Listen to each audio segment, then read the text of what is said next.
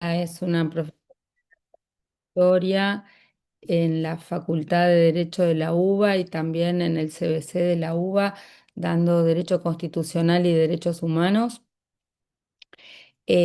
Tenemos un grupo bastante heterogéneo.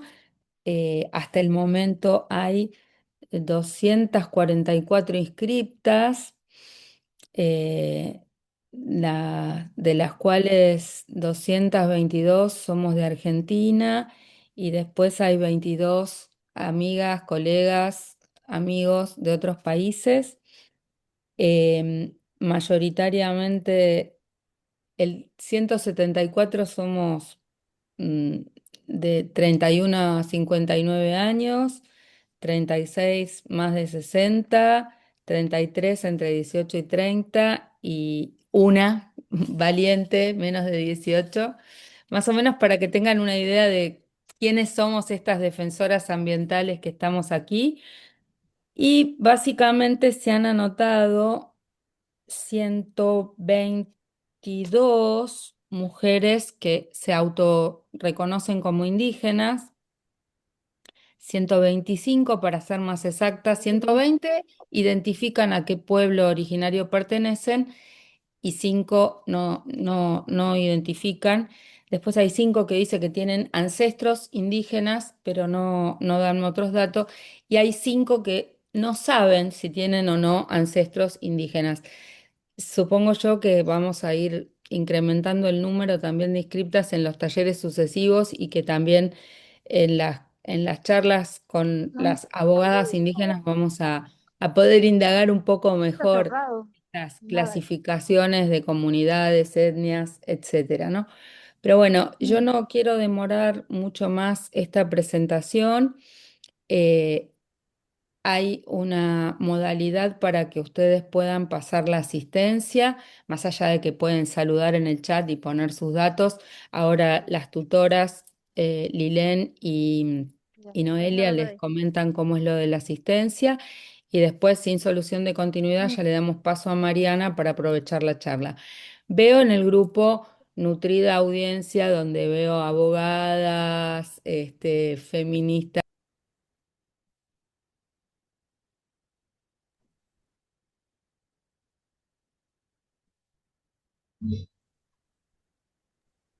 Majo está silenciada. No sé qué pasó. Majo, está silenciada.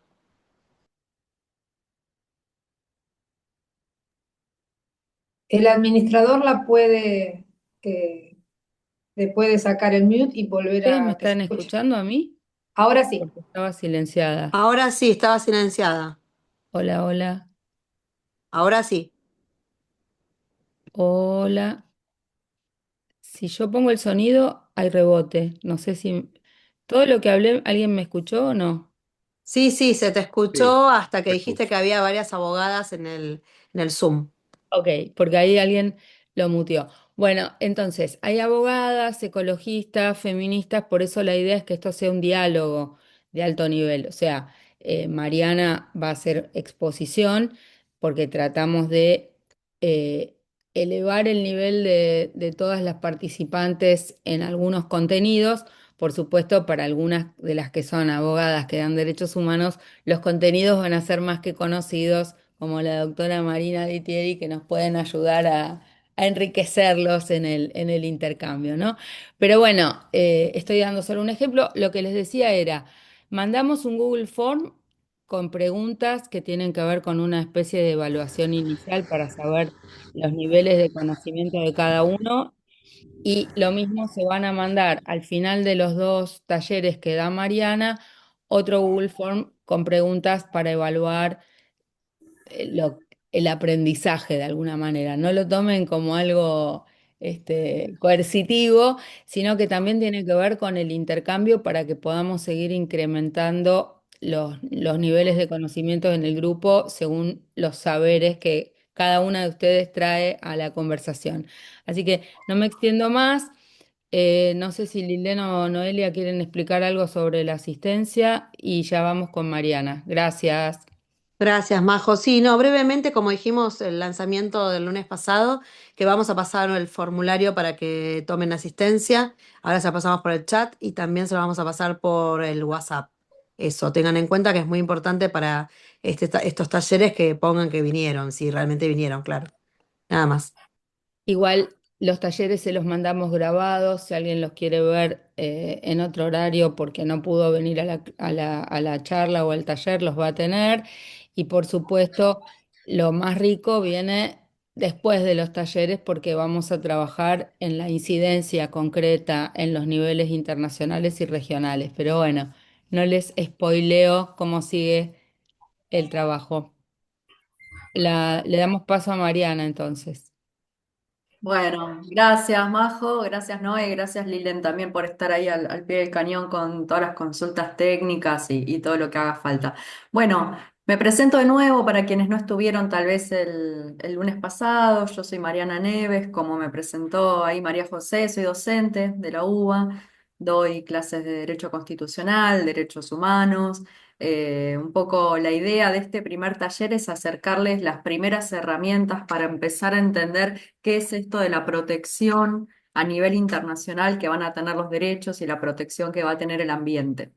Les vamos a pasar, es importante que estén en el grupo de WhatsApp. Digo, nosotros tenemos un mail para poder pasarles los materiales, pero también es importante que se sumen a ese grupo de WhatsApp si es que no están. Y una pequeña aclaración que María José les comentó acerca del formulario de preguntas iniciales, como a modo de diagnóstico un poquito, no es un examen, que solo 30 y poquito de personas lo han contestado, con lo cual también es importante para poder no solo participar y empezar a tener este diálogo, sino para que nosotros también podamos tener algún tipo de evaluación, pero no de sus saberes, sino acerca de cómo ir desarrollando los contenidos de acuerdo a este intercambio que podemos ir teniendo respecto a sus experiencias y de todo lo que pueden traer para enriquecer también este diálogo. Así que, bueno, esas dos cositas en torno a la participación. Por favor, si pueden ir completando, sin presión, pero durante esta semana, ese formulario de preguntas y sumarse también al grupo de WhatsApp para, bueno, tener un intercambio. Yo ahora, en breve, le voy a pedir a las compañeras que me compartan un par de archivos. Y bueno, y vamos a ir charlando entre todas, entre todes, así podemos ir avanzando. ¿Está? Bueno, entonces, la idea de este primer encuentro es un módulo. El módulo trata acerca de la protección internacional de los derechos humanos y en particular todo lo que tenga que ver con la protección del ambiente. Está dividido el módulo en dos clases, o en dos talleres en realidad. La de hoy va a hacer referencia a los mecanismos de protección que vamos a tener en el marco de ONU, de Organización de Naciones Unidas, y a los mecanismos en el marco del sistema interamericano, con la participación de la Comisión Interamericana de Derechos Humanos y de la Corte, a la vez que también vamos a hablar un poco del Acuerdo de Escazú y algunos mecanismos de protección que vamos a tener ya no a nivel internacional, sino a nivel nacional, que van a tener que ver con el amparo, con la protección del ambiente que consagra nuestra Constitución, con la Ley General del Ambiente. Esa va a ser un poco la estructura del taller de hoy. Y sí, para el taller que viene ya nos vamos a referir puntualmente a las convenciones internacionales que hacen referencia específicamente a la protección del ambiente. ¿Eh? Así que eso es todo lo que tenemos para trabajar, es bastante, así que bueno, voy a dar un poco inicio a la exposición. Sí les pido que si quieren hacer algún aporte o que se relajen y enciendan el micrófono y hablen sin problema. No sé si eso lo tienen habilitado, Lilén, o somos nosotras quienes debemos habilitarle el micrófono. Digo, para que esto después vaya fluyendo y no tengamos interrupciones con levanto la mano, no levanto. Buenas tardes. No, están, ¿eh? ¿Pueden Sí, plantearse pueden, pueden. Lo todos que momentos? Perfecto, sugiero es que levanten la mano y así queda medio coordinado. ¿Les parece? perfecto. Sí, sí, no, y no se pisan entre las participantes, perfecto. Bueno, entonces, como para empezar a hablar un poco de este vínculo, esta relación entre derechos humanos y ambiente, es conveniente poder pensar que esa relación, ese vínculo, no siempre fue reconocido en el ámbito del derecho internacional.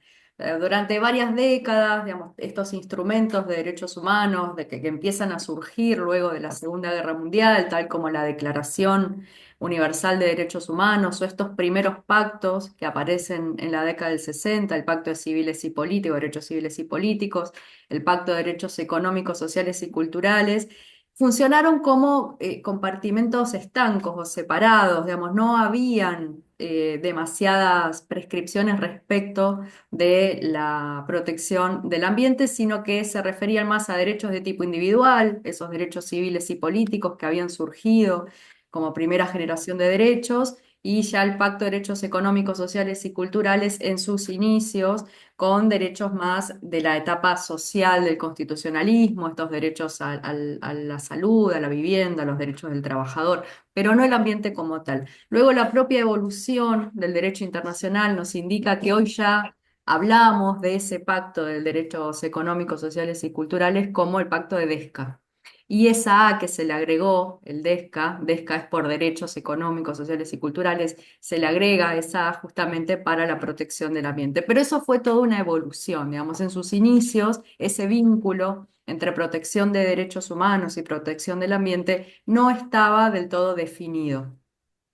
Y la realidad es que era necesario, porque el cambio climático, la pérdida de esa biodiversidad, la contaminación, la desertificación, digo, no solo son problemas ecológicos que afectan al ambiente, sino que son amenazas directas a derechos, derecho a la vida, a la salud, al agua, a la alimentación adecuada, incluso a la vida cultural, al territorio, con lo cual recién, fíjense, en 2022 la ONU reconoció formalmente este vínculo, este medio ambiente sano, el derecho que tenemos al ambiente sano, limpio, saludable, sostenible, y cómo esto es un derecho humano y tiene las mismas características y caracteres que el resto de los derechos humanos.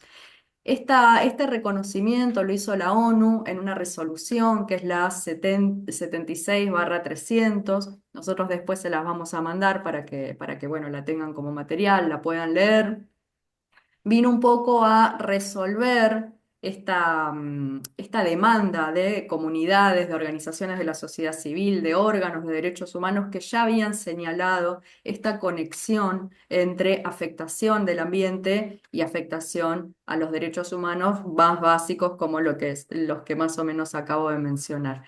Un poco entonces la idea de empezar a ir viendo el recorrido de todos estos órganos de protección va a tener que ver con poder reformularlos en el marco de un sistema que en sus inicios no fue pensado para la protección del ambiente, pero sí con la propia evolución del derecho internacional de los derechos humanos. Hoy es la herramienta a nivel internacional con la que contamos para poder llevar adelante esa protección.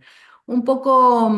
yo estuve leyendo las respuestas que las participantes que contestaron en el formulario comentaban. Hay bastante noción acerca de varios de estos mecanismos, pero también me llamó la atención que algunas contestaron que lo veían como algo muy técnico o muy lejano o tal vez no tan accesible a las comunidades y a los propios reclamos que puedan llegar a recibir o activar. Eh, sí, perdón, ¿alguien quería hablar? Me pareció que sentí un ruido. Eh, y un poco a veces sucede, ¿no? Que uno puede pensar en este tipo de mecanismos y entender que tal vez, bueno, necesito un gran equipo de abogados o necesito alguna organización no gubernamental que tenga la capacidad de poder llevar estos reclamos al ámbito internacional. Pero a veces uno se encuentra con ese tipo de mirada, con ese tipo de obstáculo. La idea es que entre todas nosotras podamos, a través de estos talleres, empezar a poder pensar que nosotras mismas vamos a poder llevar adelante este tipo de reclamos y que no vamos a estar dependiendo de un gran cuerpo de abogados o de organizaciones que sí nos acompañan perfecto, pero que también nosotras podamos entonces empezar a pensarnos como clave en este proceso de internacionalización de la protección y de poder llevar a ese ámbito entonces todos estos reclamos. Un poco como para, entiendo que si acá tenemos abogados, abogadas, algunas cosas ya las tienen como presentes, pero bueno, la idea es que este es un grupo heterogéneo, como bien decía María José al inicio, es charlar un poquito acerca del surgimiento de la ONU, que se crea, sí, por supuesto en 1945, al finalizar la Segunda Guerra Mundial. Se crea mediante una carta, la Carta Fundacional de la ONU, con este objetivo de mantener la paz y la seguridad internacionales. Pero en 1948, estos estados que habían fundado la organización llegan a un gran consenso. ¿Cuál es ese gran consenso? Adoptar en el marco de la ONU la Declaración Universal de los Derechos Humanos, que va a ser ese piso de derechos sobre los cuales los estados se van a poner de acuerdo y sobre todo se van a poner de acuerdo en ese alcance universal que van a tener los derechos. A partir de ese momento, a partir de 1948, empieza en el marco de la ONU una gran tarea de los estados, a veces con alguna que otra demora, con problemas, con tensiones internacionales, pero empieza esta gran tarea de comenzar a pensar distintos mecanismos que vayan obligando a los estados a respetar los derechos, a garantizarlos. ¿Cuáles van a ser esos mecanismos? Van a tener que ver con que los estados se van a comprometer mediante pactos, tratados, convenciones al respeto de los derechos. Y esos pactos, tratados y convenciones van a tratar sobre las más variadas temáticas. Vamos a tener, bueno, el primer pacto que se da en el marco de ONU va a tener que ver con la prevención y sanción del delito de genocidio, pero bueno, es un crimen del derecho internacional. Pero si ustedes quieren ya para 1965 vamos a tener la Convención sobre todas las formas de discriminación racial. Luego, en 1966, se adopta en el marco de ONU tanto el Pacto de Derechos Civiles y Políticos como el Pacto de Derechos Económicos, Sociales y Culturales, que son dos de los pactos de los que vamos a hablar durante el taller de hoy. Y luego empieza una gran tarea de la ONU en relación a poder adoptar cada vez más pactos que puedan proteger colectivos históricamente vulnerabilizados, como pueden ser mujeres, niños, personas con discapacidad, o bien para sancionar conductas que en general la humanidad considera aberrantes, como la tortura. Y a la vez, en el marco de lo que es la ONU, a la vez de comprometer a los estados en la ratificación de todos estos tratados, lo que se va a diseñar en el marco de la ONU va a ser un mecanismo que va a tener que ver con la creación de órganos de tratados. Estos órganos de tratados se van a denominar comités. ¿Cuál es no complejidad, pero poder sí pensar que entonces cada comité va a ser el órgano que va a velar por el cumplimiento, el seguimiento, el control del Estado respecto de ese tratado? Que no existe en el marco de la Organización de Naciones Unidas algo así como un Tribunal Internacional de Derechos Humanos que aplique y vele por el cumplimiento de todos los pactos, sino que va a ser cada uno de los pactos, de las convenciones, de los tratados, el que va a crear su propio comité de control y seguimiento de ese tratado. ¿Qué implica esto entonces? Que los estados, y vamos a hablar en el caso puntual de Argentina, entonces debe ratificar, lo hizo, pero cada estado entonces debe ratificar cada uno de estos tratados para estar obligado por el tratado. Esto tiene cierta complejidad porque entonces cuando las víctimas de determinada violación de derechos dentro del Estado quiere llevar al Estado ante un comité, denunciar el incumplimiento de ese pacto, es necesario que el Estado haya ratificado ese pacto, ¿sí? Hay ahí digamos, en esta idea del derecho internacional de los derechos humanos, de llegar siempre a los consensos, al convencimiento del propio Estado de lo positivo que es respetar los derechos, hay un respeto de esta soberanía estatal y es el propio Estado el que voluntariamente se somete a la competencia del comité, o bueno, después vamos a ver del sistema interamericano. Entonces, la idea es que todos estos tratados que se han ratificado por parte de Argentina en el marco de la ONU cuentan con un comité que va a llevar adelante el control y el seguimiento del tratado. Ahora vamos a ver mediante qué tipo de mecanismos. Y luego vamos a tener como mecanismos de intercambio, de control, de diálogo, un poco más leves, porque no implican digamos, en realidad son también mecanismos de control, pero son en realidad más leves en relación a que están, por un lado, no dependen del pacto, no dependen del tratado, sino que son órganos que han sido creados por el Consejo de Derechos Humanos, que van a hacer estas relatorías especiales. Relatorías especiales que van a estar conformadas por un grupo de expertos. Digamos, cada una de estas relatorías va a estar a cargo de un experto llamado experto o experta independiente en las más variadas temáticas. Nosotros nos vamos a referir a tres de ellas que van a ser la Relatoría Especial sobre Derechos de los Pueblos Indígenas, la Relatoría Especial sobre Defensores y Defensoras de Derechos Humanos y también la Relatoría sobre Medio Ambiente y Derechos Humanos. Ambos mecanismos, entonces, tanto el de los comités como el de las relatorías, se van a dar en el marco de ONU, en el marco de la Organización de Naciones Unidas. ¿Hasta acá me siguen? ¿Alguna duda, comentario, pregunta?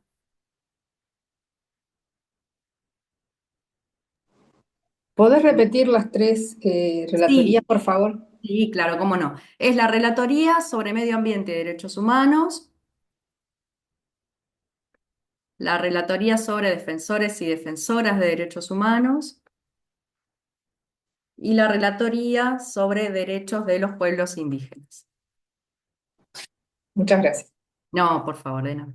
Bueno, vamos a centrarnos un poco en el mecanismo de los comités, ya que los mencionamos primero. Una cosa que quiero agregar Sí, es que sí, también hay una relatora de cambio climático que no es menor y sobre bien. todo es muy divertido, ya las vamos a invitar a las últimas charlas.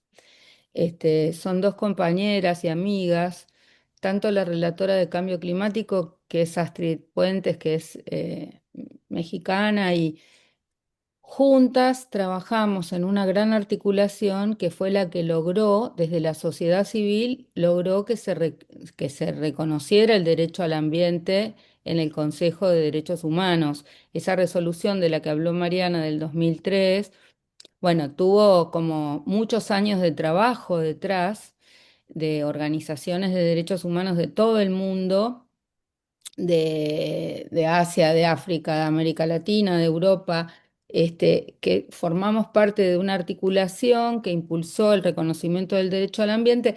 Fíjense que en América Latina el derecho al ambiente estaba reconocido desde hace rato, porque el protocolo de San Salvador ya lo consagró.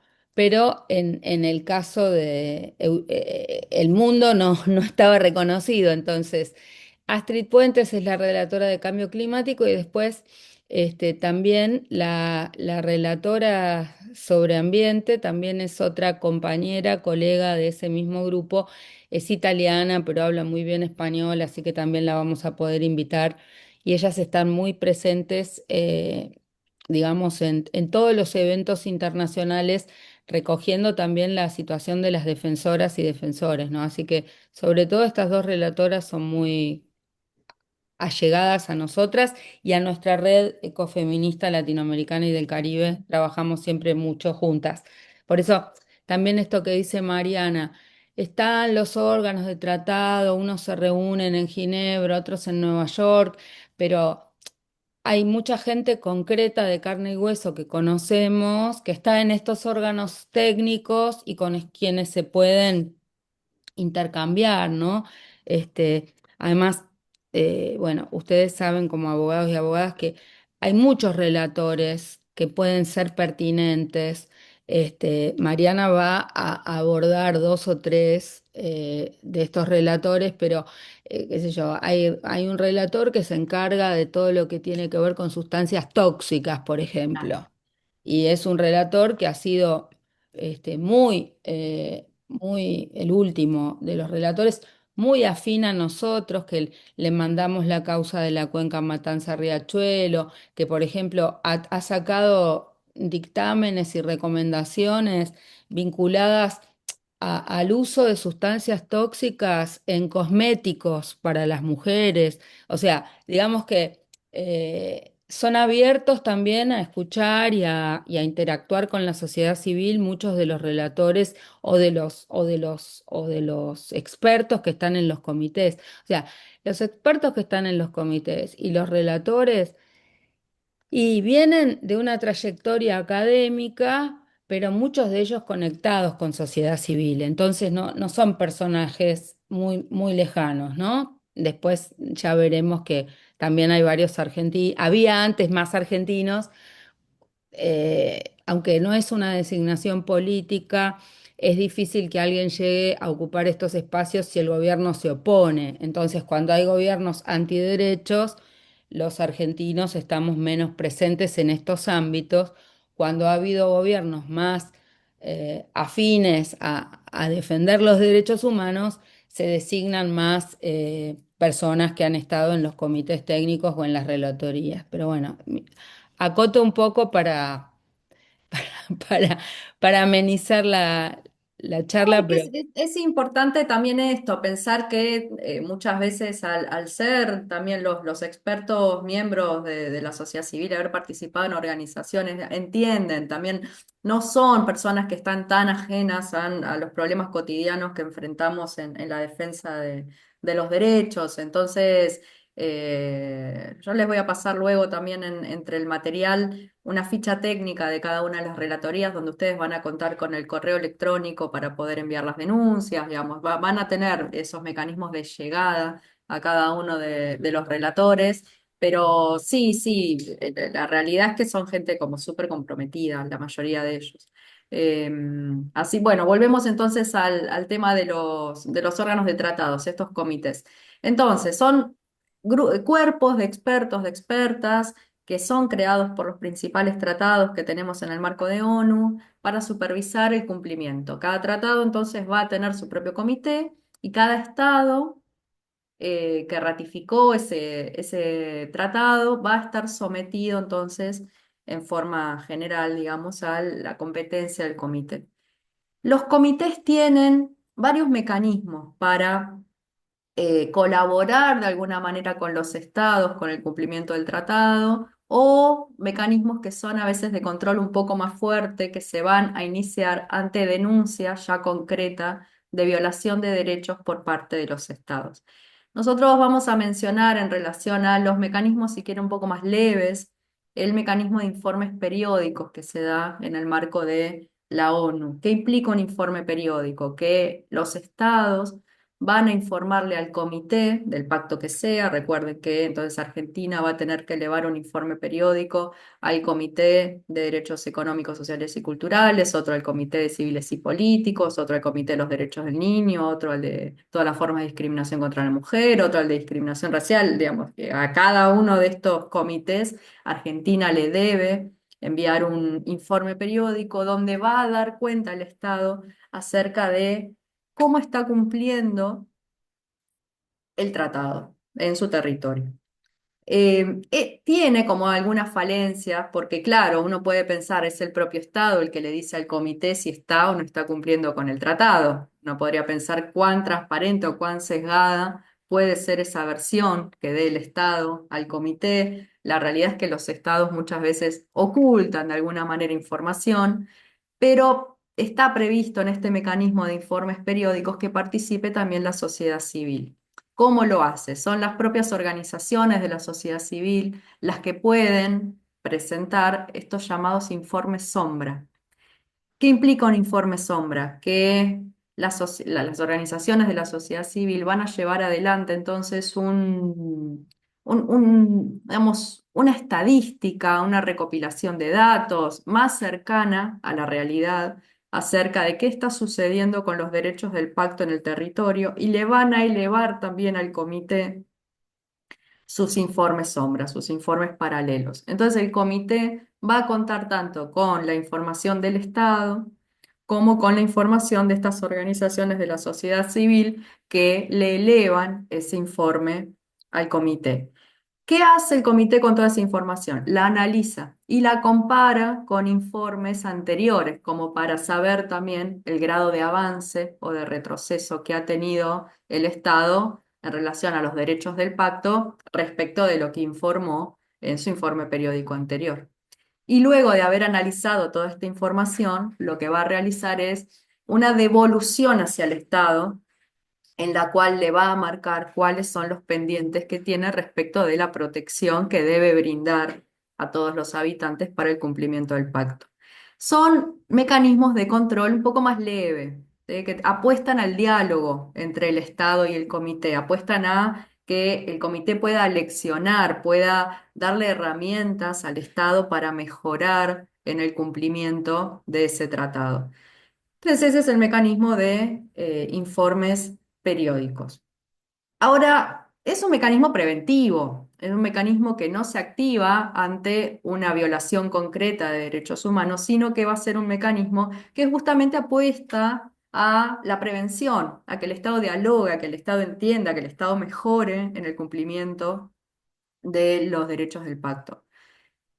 Ahora, vamos a tener también en el marco de ONU y también a cargo del comité que sea, del tratado que sea, otro mecanismo que es identificado como el mecanismo de queja individual o de petición individual. ¿Qué implica este tipo de mecanismo? Y este un poco nos interesa un poco más porque acá sí ya vamos a tener víctimas concretas de violaciones de derechos por parte de un Estado. Este es un mecanismo que va a necesitar por parte de las víctimas primero agotar algunos requisitos. Esos requisitos van a tener que ver con, en primer lugar, agotar los recursos internos dentro del Estado, es decir, las víctimas para poder llegar ante un comité, para poder denunciar al Estado ante un comité, primero tienen que solicitar dentro del Estado la petición que sea. Es decir, si el Estado violó algún derecho y causó un daño al Estado en esta violación, bueno, tendrán que solicitar dentro del Estado la reparación de ese derecho y agotar los recursos, es decir, llegar hasta el máximo tribunal competente y obtener esa sentencia que le agota el recurso interno, esa sentencia sobre la cual no cabe interponer ningún recurso más. Ahora, este requisito de agotamiento de los recursos internos tiene excepciones, porque hay determinadas situaciones en las cuales las víctimas no pueden agotar los recursos internos, les es impedido ese agotamiento. En esos casos, entonces, el comité va a eximir a las víctimas de que agoten los recursos. En general, las excepciones que se suelen mencionar al agotamiento de los recursos son tres. La primera de ellas, que no exista en el marco del ámbito interno el mecanismo para la protección del derecho.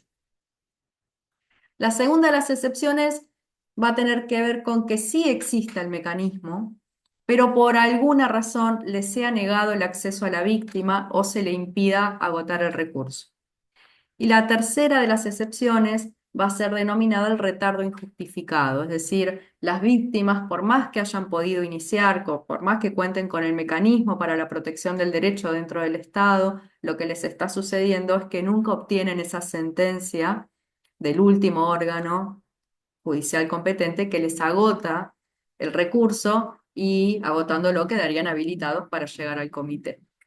Entonces, en esas tres situaciones, como las víctimas no pueden agotar el recurso, no se les va a exigir este requisito.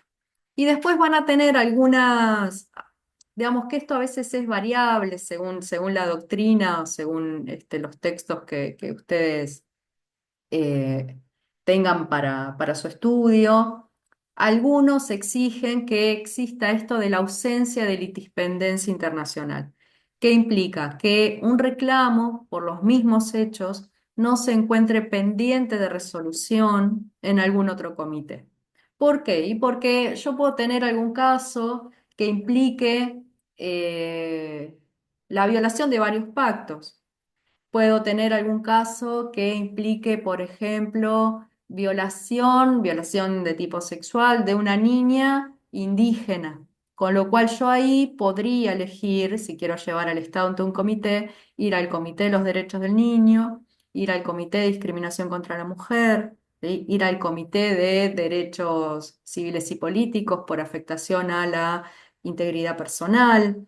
¿sí? Y, digamos, tengo como distintos comités para elegir. Ahora, si la denuncia es presentada ante un comité, por ejemplo, Comité de los Derechos del Niño o de la Niña, esa denuncia está pendiente de resolución, con lo cual yo no me podría ir a otro comité a presentar una denuncia por los mismos hechos. Voy a tener litispendencia, voy a tener pendiente de resolución la denuncia que inicie ante el comité que sea. ¿Sí? Otro de los requisitos que se suele mencionar es que también debe haber ausencia de cosa juzgada internacional. Es decir, si ya fue resuelto por algún comité o por algún órgano internacional una denuncia por los mismos hechos, acá siempre esto lo remarco, tiene que haber identidad de hechos, tienen que ser los mismos hechos, tampoco podría ir a otro comité o a otro sistema, bueno, porque ya fue juzgado. El Instituto de la Cosa Juzgada, entonces, funciona tanto a nivel interno como a nivel internacional. Estos serían un poco los requisitos. Luego se habla siempre de un plazo desde cuándo, desde que se agotan los recursos. En general se sostiene que suele ser un plazo de 6 meses desde que se agotó el recurso para poder presentar esta petición, esta queja ante un comité. También se habla de un plazo razonable, es decir, si por alguna circunstancia particular ese plazo es excedido, bueno, que el comité pueda evaluar si está o no está siendo presentada dentro de un plazo razonable. Una vez que el comité recibe la denuncia, lo que va a realizar es, bueno, una comunicación al Estado notificándolo de esta denuncia. Y el Estado se va a presentar sus defensas, sus argumentos, sus pruebas, y se va a dar ante el comité un trámite de tipo cuasi contencioso, donde va a haber un enfrentamiento entre ambas partes, entre la víctima, entre el Estado, ante el comité, y finalmente, luego de que el comité logre recabar toda la prueba, todos los argumentos, se va a expedir acerca de si hay responsabilidad internacional del Estado en la violación de los derechos del pacto. ¿De qué derechos? Bueno, va a depender de aquellos derechos que han sido invocados como violados por la víctima o por las víctimas y aquellos que se haya podido probar durante ese procedimiento ante el comité. Tal vez las víctimas entendieron que se violó el artículo 1, 2, 5, 8, 10, 15 del pacto y el comité entiende que solo se pudo probar que se violaron 1, 2, 5 y 8. ¿Sí? Con lo cual, una vez que el comité establece la responsabilidad internacional del Estado en la violación de los derechos, puede fijar medidas de reparación. Las medidas de reparación pueden ser de distinto tipo, puede ser una reparación pecuniaria, pero también puede ser una reparación que tenga más que ver con lo simbólico, ¿sí? Algún acto de reconocimiento de la responsabilidad, la construcción de algún memorial, la colocación de alguna placa, la publicación de esa resolución del comité, etcétera. Esto es más o menos, muy resumido, el procedimiento que se da entonces ante los comités, ante los órganos de tratados por violación de alguno de los pactos de derechos humanos de ONU. ¿Sí? ¿Hasta acá algún comentario, pregunta?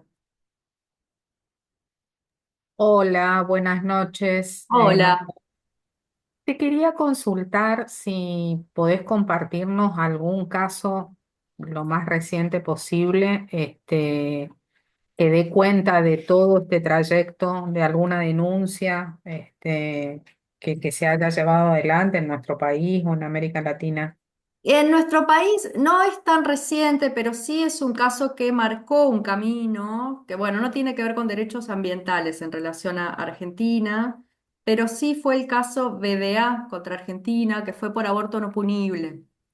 Ese caso fue un poquito el antecedente del caso FAL. Fue resuelto por el Comité de Derechos Humanos en aplicación del Pacto de Derechos Civiles y Políticos.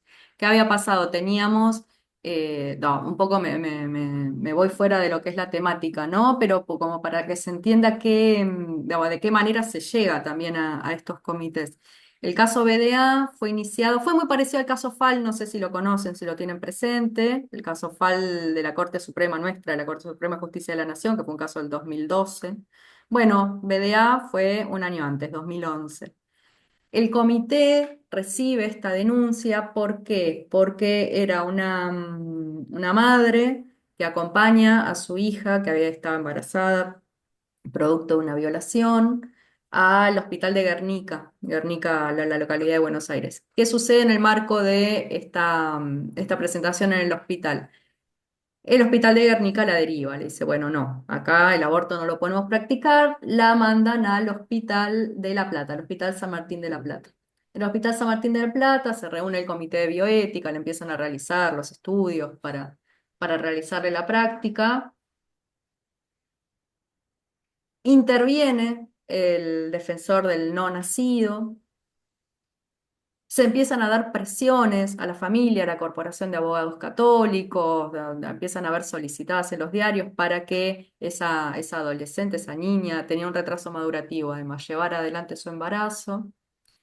Bueno, se dan las distintas instancias judiciales, le van negando la práctica hasta que el Tribunal Superior de la provincia le da la razón, acepta que se le realice el aborto.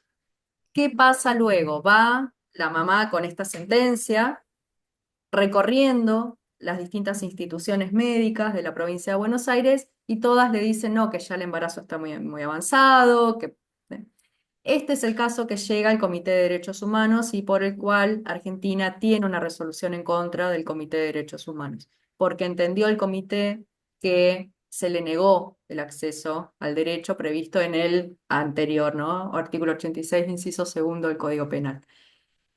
Ustedes si lo buscan es BDA contra Argentina, como para que entiendan cómo estructura también un comité, una resolución de este tipo. Bueno, van a ver que la víctima entiende como violados y va detallando los artículos del pacto, dice, bueno, derecho a la vida, la integridad personal, libertad de conciencia, libertad religiosa, y que el comité va a entender como violados solo alguno de esos derechos. Y le va a ordenar al Estado argentino, por supuesto, la garantía de no repetición, llevar adelante las modificaciones tendientes a que no se reitere la violación del derecho, indemnización para la víctima, etcétera, ¿sí? Es un caso bastante lindo y está bueno porque es corto y es de lectura muy fácil. Si ustedes lo leen, lo van a entender sin ningún tipo de inconveniente. Pero bueno, de esa manera trabajan los comités. A veces también lo que sucede es que los comités reciben, primero preparan todos estos informes periódicos, reciben toda la información de los estados, cuando los estados le envían sus informes periódicos, le hacen la devolución a los estados, realizan recomendaciones generales, realizan observaciones generales, además reciben estas quejas individuales, con lo cual tiene a veces cierta demora, pero es el mecanismo, digamos, que tenemos para tratar de resolver de manera internacional en el ámbito de la organización la protección de los derechos. ¿Sí? Ese es un muy lindo caso. No sé, María José, vos si querés Sí, aportar dame, algo. Mariana, ¿yo puedo primero, intervenir? eh, Mariana, Sí, Denise, dame un segundito que quiero compartir algo y ya te damos la palabra, Denise. ¿Cómo estás? En primer lugar, decir que nosotros estamos haciendo una exposición de las opciones y de la gama de mecanismos. No quiere decir que todos los mecanismos funcionen igual de bien en el mismo momento. Dependen en gran medida de quiénes son sus integrantes en un momento determinado. Entonces, en el momento actual, nosotras, ecofeministas, usamos mucho algunos de los mecanismos del sistema. Por ejemplo, yo creo que el sistema de informes y contrainformes en los estados funciona bastante bien.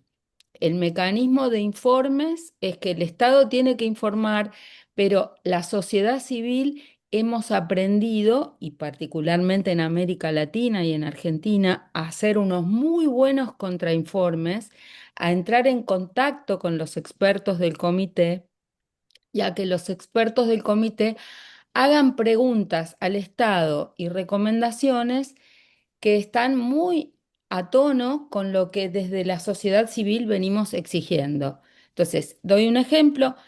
El comité de Derechos Humanos, el Comité de Derechos Económicos, Sociales y Culturales, el Comité sobre Eliminación de todas formas de discriminación contra la mujer, son comités que vienen haciendo recomendaciones muy potentes. Y sí, después Mariana les va a pasar, para mí, estuvimos este año en febrero, Argentina rindió cuentas y Honduras. Honduras y Argentina rindieron cuentas al Comité CEDAW. Es muy importante que ustedes puedan ver las recomendaciones que el Comité CEDAW le hizo a la Argentina, porque contempla temas que son de nuestro interés específico, incluida la situación de las defensoras ambientales, de las mujeres indígenas, etcétera. Esto para dar un ejemplo. Los casos y las peticiones individuales están demorando mucho tiempo en su tratamiento a nivel internacional y además, si yo tuviera que recomendar a alguien que agotó la vía interna, recomendaría ir al sistema interamericano y no al sistema de Naciones Unidas, porque creo que el sistema interamericano, ya lo vamos a ver en el próximo tramo de la charla, la Comisión Interamericana, la Corte Interamericana, tiene una mucho más potente jurisprudencia en materia de pueblos originarios y en materia ambiental que la jurisprudencia que están teniendo los comités internacionales de Naciones Unidas. Piensen que recién reconocieron el derecho al ambiente hace un rato.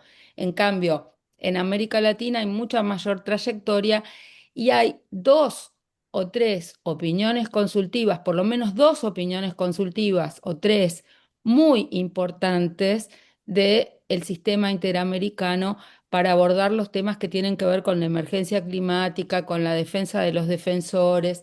Y a nivel internacional, las recomendaciones generales, hay una de mujeres indígenas importante de parte de CEDAW, pero no son tantas vinculadas a los temas ambientales. Esos son mis comentarios generales, pero yo creo que Mariana les va a pasar una lista de las recomendaciones generales de los organismos internacionales vinculadas a temas ambientales, a temas indígenas, y especialmente donde hay alguna causa, por ejemplo, una causa muy relevante que nosotros tuvimos en Argentina es la causa de una niña toba violada. La causa es LNP, LNP. Esa causa terminó en una solución amistosa, pero es una niña toba, era un caso de violación de una niña indígena en el Chaco. Para dar un ejemplo, y otro ejemplo muy reciente es que quienes integramos el cuerpo colegiado en la causa Mendoza de contaminación del riachuelo, eh, cuando la Corte Suprema cierra intempestivamente la causa, desde Asociación Ciudadana por los Derechos Humanos, entre otras, junto con FARN, el CELS, llevamos a la Comisión Interamericana de Derechos Humanos la causa de la cuenca Matanza-Riachuelo. Esto pasó el año pasado. O sea, los mecanismos están activos, pero tardan unos tiempos que a veces no son los de las urgencias. Por eso es tan importante acudir a los relatores, porque los relatores responden más rápido y tienen una capacidad de acción más rápida que los comités o que la propia Corte Interamericana. Yo me echo cosas, ¿no? Pero le quiero dar la palabra a Denise que pedía hablar. Qué lindo verte, Denise, acá desde Perú. Sí, muchas gracias, María José. Me alegra mucho poder estar compartiendo con ustedes. Nosotras en Perú tuvimos un caso que hemos presentado a la Corte Interamericana, que es el de las 350.000 esterilizaciones que hubieron a las mujeres en la época del Fujimorismo, ¿no? Presentamos un caso emblemático de una compañera y después de cerca de 20 años de idas y venidas, hemos obtenido ya una respuesta definitiva para que el Estado peruano tenga que cumplir con determinadas exigencias que está planteando, ¿no? Entonces, eso creo que ha sido un caso bastante largo, pero no precisamente porque la Corte Interamericana haya tenido dificultades para llevarlo a cabo, sino ha sido por las por las permanentes formas de cómo obstruir el caso de parte del Estado peruano, ¿no? No responder a tiempo, no enviar sus abogados en las sesiones, o sea, una serie de situaciones que impedían que se pueda cumplir con este caso de las esterilizaciones, ¿no? Entonces, para nosotros ha sido para las feministas que llevamos el caso, ha sido una cuestión muy importante el que podamos haber obtenido esta sentencia que permite que realmente se reconozca que es un caso de lesa humanidad y que definitivamente tienen que pagar los culpables, ¿no? Lamentablemente en el último proceso electoral ha ganado nuevamente en la primera vuelta el fujimorismo, que eso nos impide seguramente de que podamos seguir avanzando con este caso, pero ya tenemos una sentencia que es de donde vamos a continuar luchando, ¿no? Y el otro punto que tenemos también es que las compañeras Cucama, que es un pueblo de la Amazonía peruana, presentaron un caso sobre la defensa del derecho humano al agua a través de la denuncia sobre los derrames petroleros en el río Marañón. Estamos en un proceso en este momento, pero ya hemos ganado una instancia, entonces seguramente estaremos ya más adelante con alguna sentencia más avanzada, ¿no? Eso quería compartirles, compañeras. Gracias, Denise. Si me permitís, María José, ¿qué tal? Rosa Nacti, soy, ¿qué tal? De la Asociación Americana de Juristas. La Asociación Americana de Juristas trabajó durante mucho tiempo en todo el proceso contra Chevron, en Ecuador y en Perú también. En la página web está todo publicado, así que en cualquier momento si se quiere hacer alguna consulta de eso. Y después, por otro lado, lo que quería comentar era que más que nunca ahora hay que ver lo que está ocurriendo con la consagración de los derechos a la naturaleza, sobre todo en tema constitucional, porque tanto en Bolivia como en Ecuador, que eran los países de la región donde más se había avanzado, es donde ahora hay grandes procesos antiderechos, ¿no? Entonces, como que me parece que estaría interesante en algún momento tenerlos como punto de análisis o de estudio. Muchas gracias. Sí, Mariana arrancó por los comités de Naciones Unidas, ya bajaremos al punto, no sé si bajar o subir, pero al punto constitucional, pero de vuelta, la mayor cantidad de casos, por lo menos en la experiencia de Argentina, en los comités técnicos de Naciones Unidas están vinculados o a casos vinculados a la época de la dictadura militar, a casos de tortura y malos tratos en situaciones de encierro y graves violaciones en la represión de protestas, ¿sí? Después, en Comité de Derechos del Niño también hay muchos casos presentados vinculados a situaciones de encierro de niños y niñas, que es la misma discusión de nuestra ley penal juvenil y ahora la baja de la punibilidad, ¿no es cierto? En esos temas hay muchos casos presentados. En temas de género, básicamente son abortos no practicados en casos de violación, en casos que eran abortos legales aún antes de la ley, y situaciones de violencia hacia pueblos originarios serían la mayor cantidad de las causas. Pero, tal como refiere también Denise, eh, la jurisprudencia y las opiniones de la Corte Interamericana son mucho más avanzadas en materia ambiental, que las de los comités de Naciones Unidas. Sí son buenas las recomendaciones generales del Comité CEDAW. El Comité CEDAW es el más evolucionado de los comités de Naciones Unidas. Hay muchas feministas de muchas partes del mundo y aunque siempre puedan meter alguna que no lo es tanto, el comité ha mantenido una línea progresista durante todos estos años en sus opiniones consultivas, en sus recomendaciones generales, en sus observaciones finales, y sobre todo recomiendo leer. Espero que pueda Mariana ahora poner el link o alguna de las tutoras hay la página web oficial de Naciones Unidas donde ver todo este material es la Oficina del Alto Comisionado de Derechos Humanos de Naciones Unidas. La Oficina del Alto Comisionado de Derechos Humanos entran por órganos de tratado y hay links a todas las recomendaciones, observaciones al país de que se trate o a las recomendaciones generales. Entonces, es muy importante ver las recomendaciones generales de el Comité CEDAW en materia de emergencia climática, en materia de defensoras ambientales, en materia de mujeres indígenas. Hay varias cosas importantes y sobre todo las observaciones finales a la Argentina de febrero, marzo de este año son contundentes. Ya estaba dando examen el gobierno de Milei y fue muy contundente las observaciones finales por parte del Comité CEDAW, ¿no? Pero bueno, Mariana, seguí con tu speech.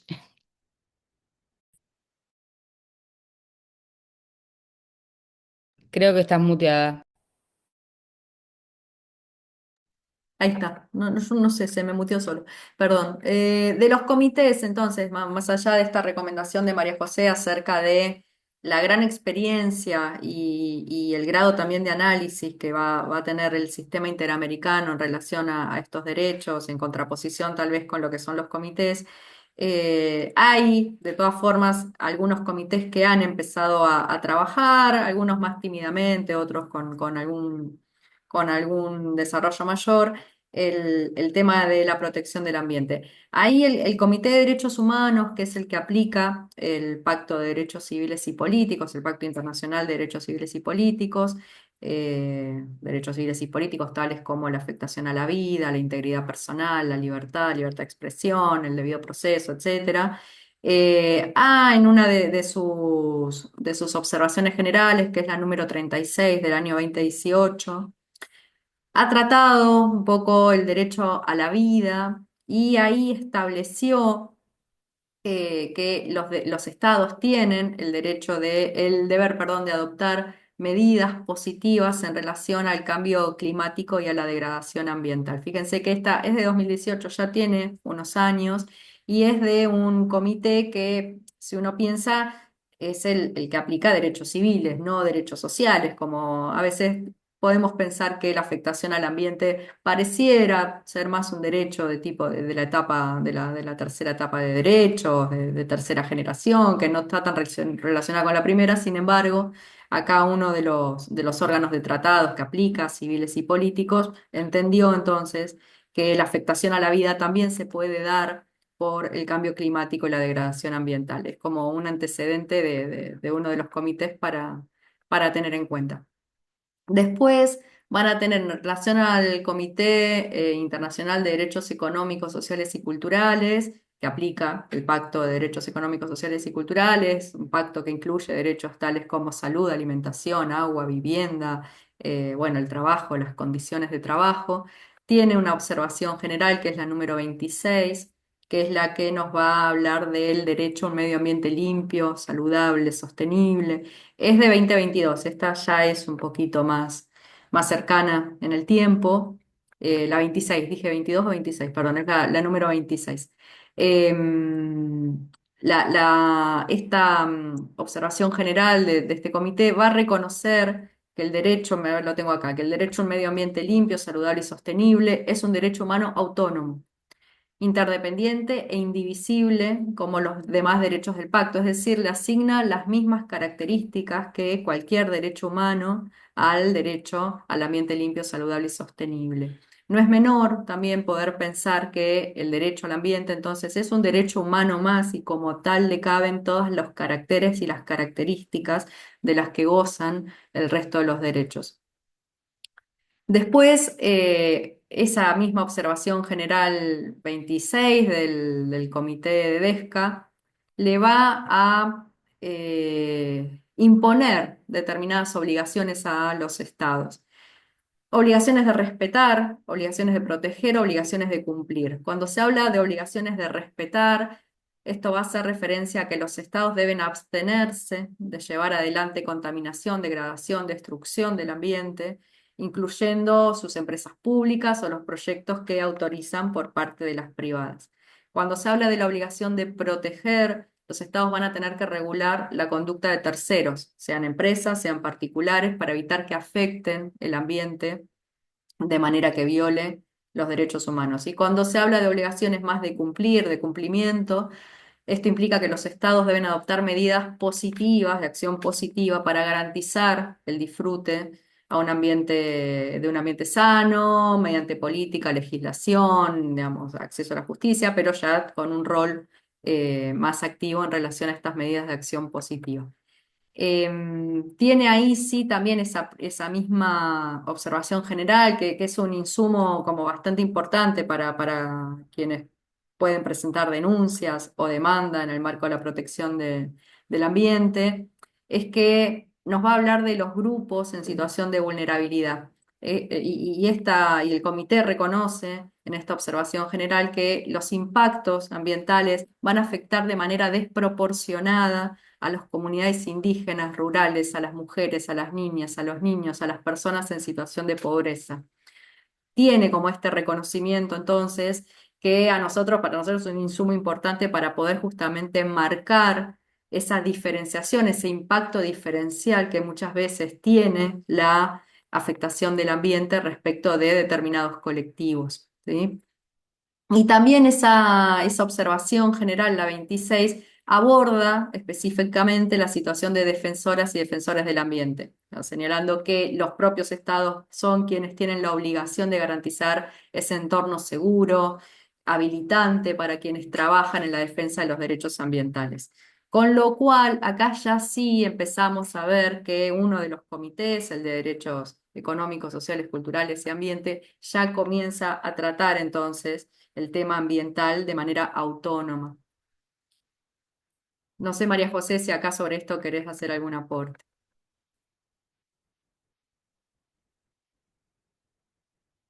¿No? Si no, sigo. Bien.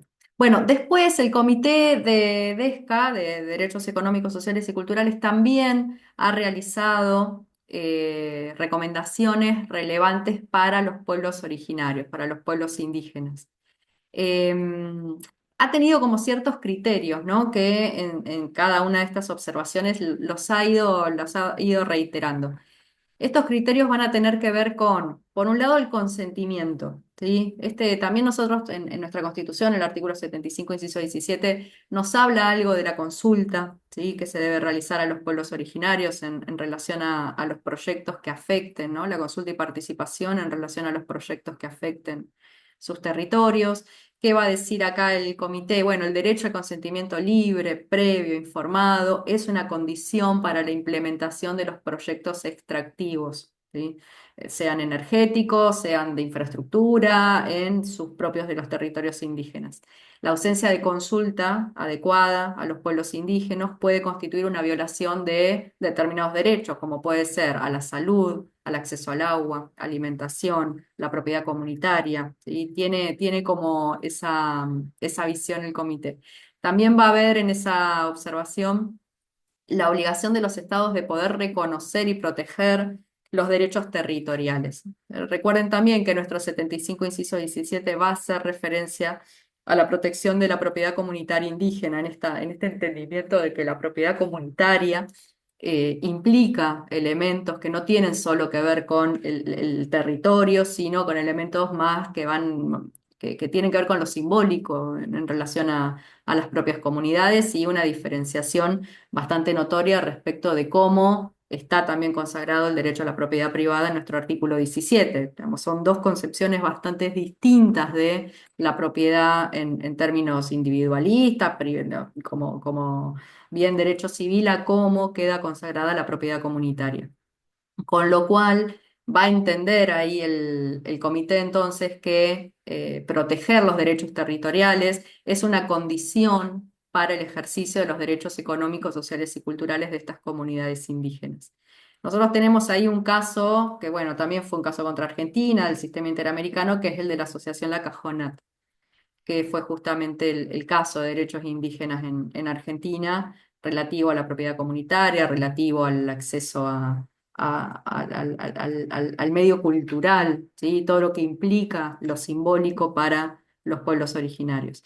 Luego también el comité de DESCA ha hecho referencia a la necesidad de que las políticas de adaptación, de mitigación frente al cambio climático incorporen la perspectiva y la participación de los pueblos originarios y que los sistemas también de alimentación y de agricultura tradicionales de los pueblos indígenas eh, sean protegidos. Digamos.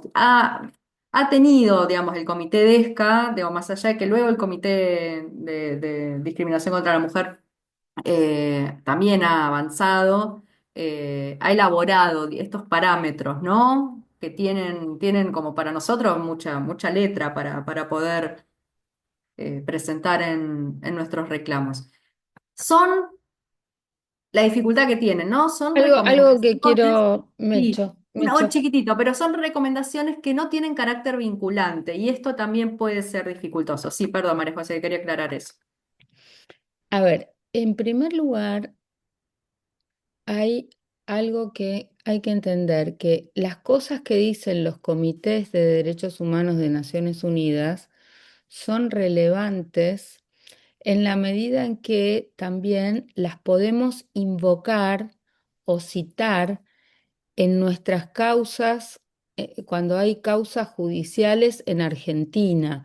O sea, no solamente uno puede decir la Constitución dice tal cosa, la ley dice tal cosa, sino que también puede decir el Comité CEDAW o el Comité contra la Discriminación Racial o el Comité de Derechos Económicos, Sociales y Culturales dice tal cosa. Y eso es pauta interpretativa para los tratados que están vigentes para nuestros respectivos países. Entonces, eso es muy importante. Además, la mayoría de los países de la región tiene elevado los tratados internacionales en materia de derechos humanos con rango constitucional.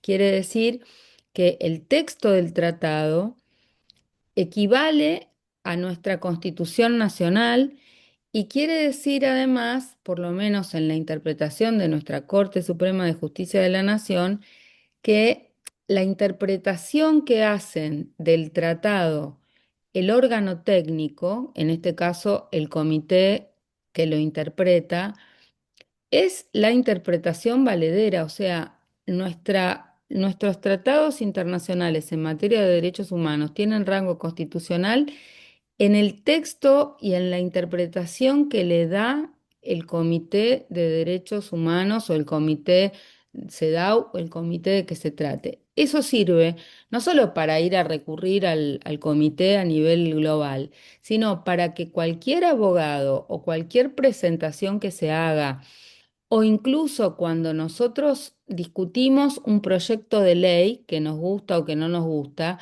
se puede decir que no puede violar la interpretación o las pautas que establece un comité de derechos humanos o la Corte Interamericana en su recomendación tal. Y es tan importante lo que dicen estos comités que no solo valen las recomendaciones generales o las observaciones generales o las observaciones que le hace a la Argentina. Cualquiera de nosotros podría invocar lo que estos comités le dijeron a otro estado en alguna causa que sea similar. O sea, si hubo una causa en defensa de las poblaciones indígenas en cualquier país de la región, ese mismo material, esa misma decisión, la misma forma en que interpretaron el tratado puede ser invocada por nosotros en una causa local a nivel nacional. Eso es el mayor valor de esta jurisprudencia internacional. Más allá de lo que ya les comentaba, de que los informes, la rendición de informes y los contrainformes de la sociedad civil son útiles también para trabajar con incidencia en los medios de comunicación. O sea, no solo sirve lo que dice el comité al Estado argentino, que tiene que rendir cuentas y que además hay un análisis periódico de seguimiento. lo que le dijeron a la Argentina en febrero y en marzo es relevante, pero también es relevante que Argentina tiene que volver a rendir una explicación en relación a lo que le recomendaron que haga. Eso sigue, es un proceso que continúa. Esas son las cuestiones que me parecen más relevantes, ¿no? Bien, no sé si algún comentario respecto de lo que acaba de mencionar María José. Sí, hay nuestra corte en ese sentido, el presidente Giroldi, ¿no? En el cual toma como pauta de interpretación importante todo lo que los comités y los órganos de tratados, los órganos especializados, vayan resolviendo. Es una pauta interpretativa importantísima para Argentina, sea en casos contra Argentina o en otros casos, ¿no? Diferentes en los cuales se esté tratando la misma temática. Ahora, Bu- es importante, estoy hablando de Argentina, pero esto vale también para otros países. Tenemos que trabajar en la incidencia sobre los poderes judiciales, porque no solamente se trata de llegar a la Corte Interamericana de Derechos Humanos, no se trata de llegar a la Corte Suprema de Justicia de la Nación. Lo que nosotras necesitamos es que los jueces locales en el primer estadio dicten medidas cautelares, que interpreten el derecho ambiental. O sea, igual que nos pasó con todo el debate feminista, los derechos de las mujeres, que nos tomó 20 años, bueno, y todavía hoy el machirulaje y el patriarcado está firme en los poderes judiciales. Bueno, con las causas ambientales, los jueces locales, y no les voy a explicar a todos y todas las que están acá, saben perfectamente bien que los jueces locales responden al gobernador, al intendente, al poder de turno a nivel local y muchas veces no toman los recaudos. Entonces, tenemos que tener las herramientas, los conocimientos para hacer incidencia en los medios de comunicación, para que la sociedad del pueblo de que se trate se ponga de pie, pudiendo esgrimir argumentos no solo de salud o de sentido común, como nos está pasando ahora con las causas y las situaciones que estamos viviendo con las autorizaciones que dan para fumigar con agrotóxicos donde no se debería fumigar, usar cianuro o fracking o la explotación en este momento de los glaciares. Entonces digo, más allá de que hay un debate parlamentario, tiene que haber un debate en sociedad civil que permita incidir en los medios de comunicación y en los poderes judiciales y exigir, o sea, a los consejos de las magistraturas, en los procedimientos de designación de jueces, que los jueces sepan lo básico, no solo de derechos humanos, sino también de derecho ambiental, porque cualquier juez del país te va a terminar resolviendo, sobre todo los contenciosos administrativos o civiles, te terminan resolviendo amparos que tienen que ver con lo ambiental, porque no es que hay un fuero específico. En la mayor parte de nuestra región Latinoamérica no hay fueros específicos ambientales. Y además, las causas ambientales vienen muy de la mano de causas contra el Estado. En general terminamos litigando en el fuero contencioso administrativo, donde en general la lógica de los jueces no es proteger nuestros bienes comunes, sino proteger al Estado de los particulares. Parece que el interés público parece representado por el Estado y nosotros los particulares agrediendo al Estado cuando sucede lo contrario. En la mayor parte de las causas ambientales somos los mortales de a pie los que estamos defendiendo los bienes colectivos, los bienes comunes, el interés general, el interés comunitario. Entonces ahí es muy importante, y seguramente en las dos, en la charla esta o en la que viene de Mariana, que veamos que había antes una concepción de los derechos humanos como individuales, y por supuesto hay derechos humanos que son individuales y te podés tener una afectación individual, pero en general los que trabajamos activamente desde la sociedad civil estamos defendiendo derechos humanos que son colectivos.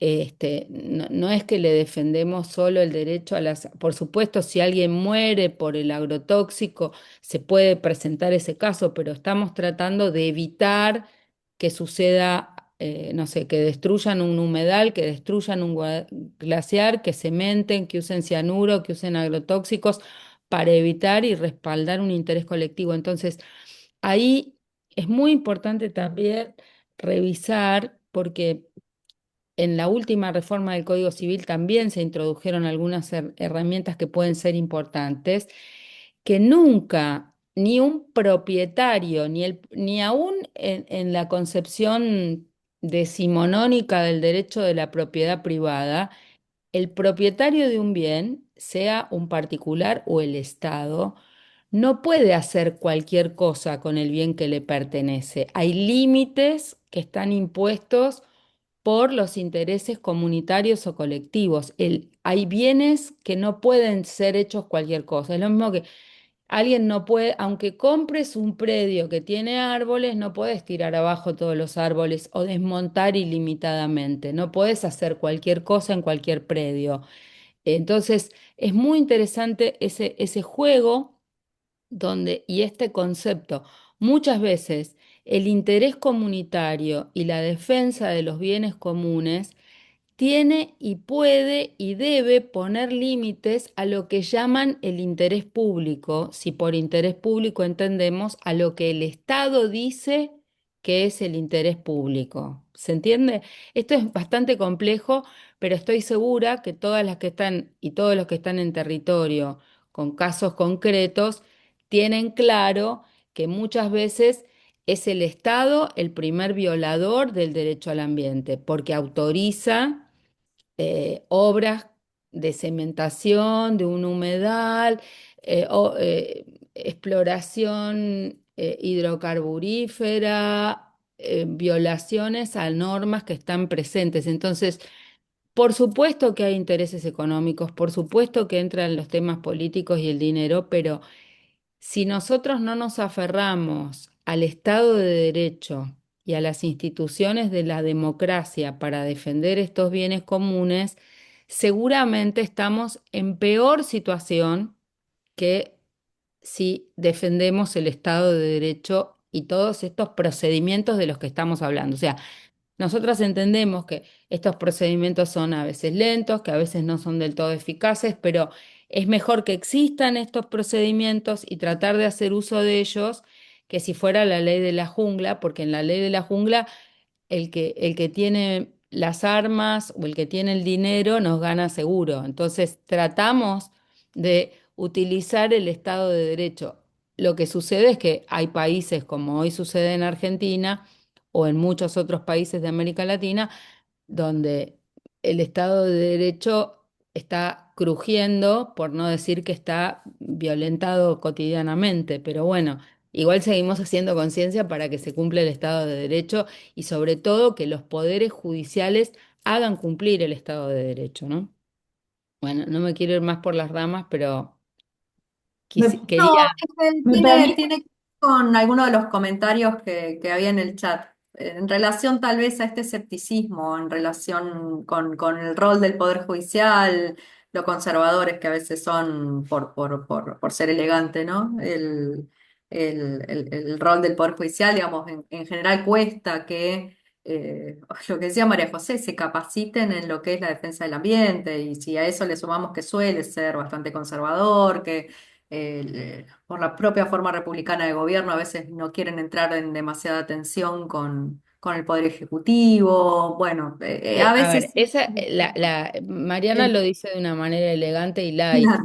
Es mucho más pesado, compañeras, no nos vamos a engañar. O sea, no es que no se quieren capacitar, tienen las paredes llenas de pergaminos y de cursos, pueden haber cursado todos los derechos por la violencia de las mujeres, te van a decir, te van a recitar tres o cuatro fallos cuando den examen en el Consejo de la Magistratura, pero después los aprietan del Superior Tribunal o el gobernador dijo tal cosa o el obispo dijo tal otra y bueno, y las cosas salen para cualquier lado.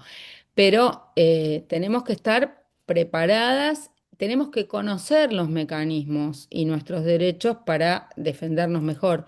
Rosana quería decir algo. Sí, ¿qué tal?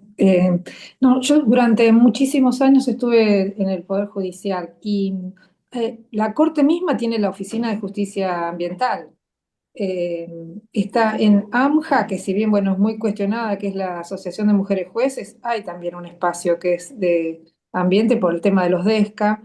Y sobre todo, hay algo muy importante que si tuviéramos acceso de algún modo, como es algo regional y que es para toda América Latina y Caribe, también cumbre judicial, que es para toda Iberoamérica. La concepción de ellos incluye Andorra, España, Portugal, pero es un espacio donde también todo eso, o sea, está eh, en esos espacios, como decía bien María José, hay que defenderlo desde el Estado de Derecho, por supuesto, pero eh, hay cosas que quizá nosotras podemos hacer, porque yo recuerdo cuando que estaba la Oficina de la Mujer, que hicimos una presentación que yo acompañé en ese momento al doctor Moró, que fue una nota para que se le pedía a la OM, a la Oficina de la Mujer, que en ese momento estaba Argibay, para que se fomentara la difusión de la jurisprudencia de género, que protegía, digamos, a los derechos de las mujeres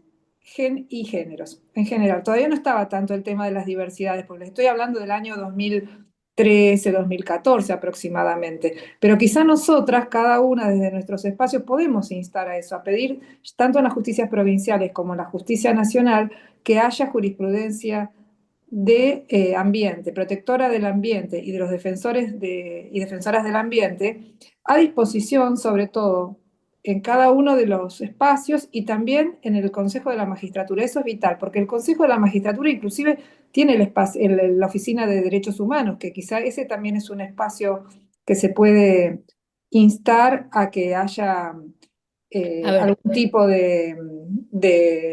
digamos, difusión para que se conozca la jurisprudencia protectora del ambiente y de los defensores y defensoras. Esas cosas se pueden, podemos quizás hacer una. vamos a hacer así. Tenemos 3 meses Gracias. de talleres, gracias a vos, Rosana. Tenemos 3 meses de talleres donde vamos a ver contenido y donde vamos a difundir información.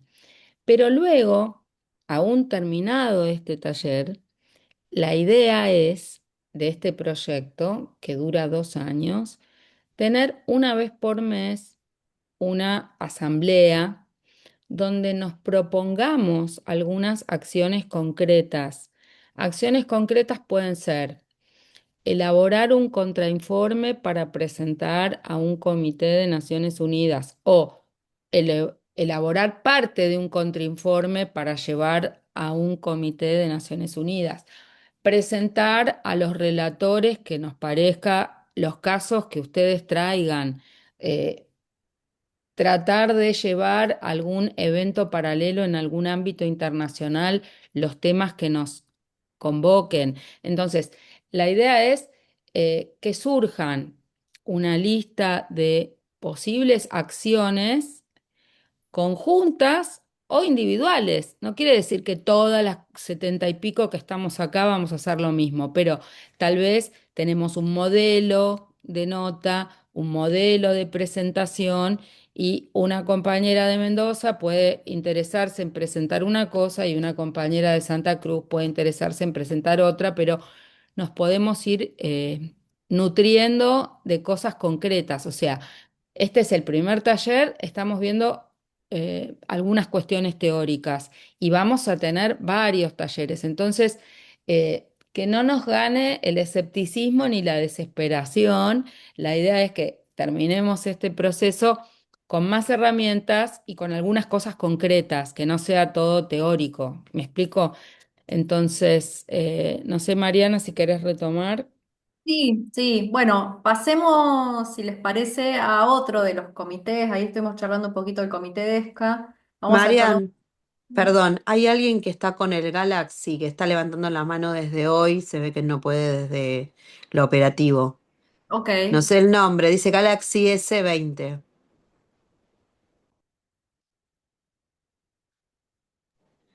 Adelante, Puede compañera.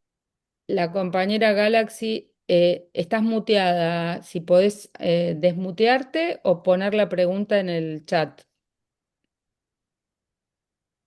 No te escuchamos, estás muteada, compañera Galaxy 520. Tenés que desmutearte, tu micrófono está cerrado. ¿Ella lo puede abrir sola o le pueden abrir el micrófono?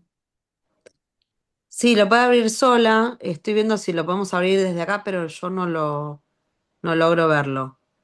No sé Está acá. si Lilo. Ella tiene que abrir el micrófono, ¿no? Sí,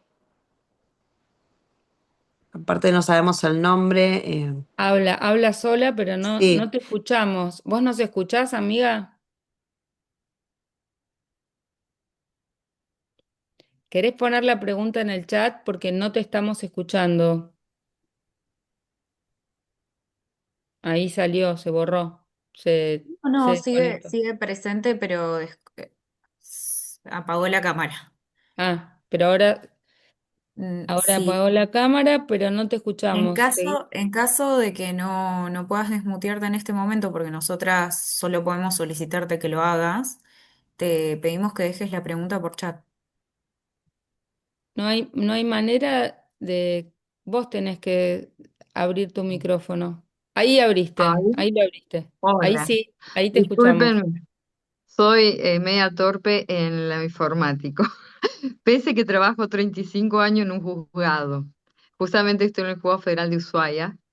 Y bueno, lo que quería decir, como estaban hablando tanto del juzgado, sí, sí, bueno, nosotros en los tres poderes se está dando cursos ahora de la ley Micaela obligatorio. Bueno, se hace bastante extenso el curso Micaela, entre otros cursos, Micaela, Ley Yolanda, bueno, todo esto, ¿no? De tanto de género, de medio ambiente. Y bueno, ahí somos varios activistas dentro del juzgado que nos preocupa el medio ambiente en serio. Y bueno, en todo lo que podemos participar, lo hacemos.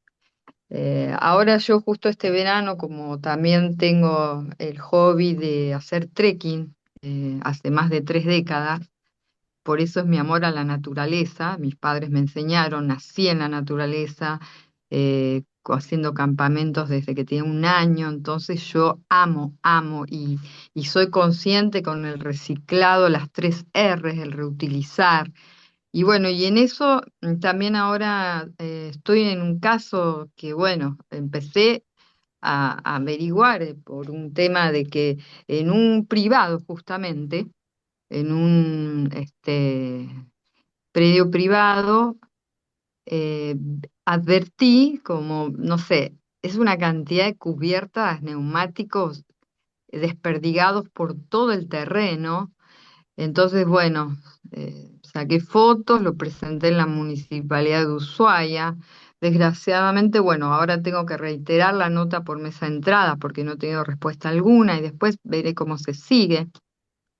Pero bueno, acá en nuestro Ushuaia, como le habrá contado la asociación MANE, que también he participado con ellos acompañando, está nuestra Ushuaia muy impactada ambientalmente. Yo nací acá.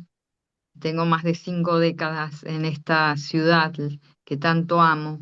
Y la verdad que a veces es una lucha también, a veces uno quiere bajar los brazos porque también, como fue el corredor del Bigue, bueno, las salmoneras, bueno, ahora con los glaciares, entre otros, ¿no? Y bueno, hacen ¿Cómo te también llamas? esas, ¿Cuál es tu Marcela, nombre? Marcela Velázquez. Marcela Velázquez. Marcela. Hoy me pude incorporar al chat este que dice, pero contesto a veces vía mail, ¿no?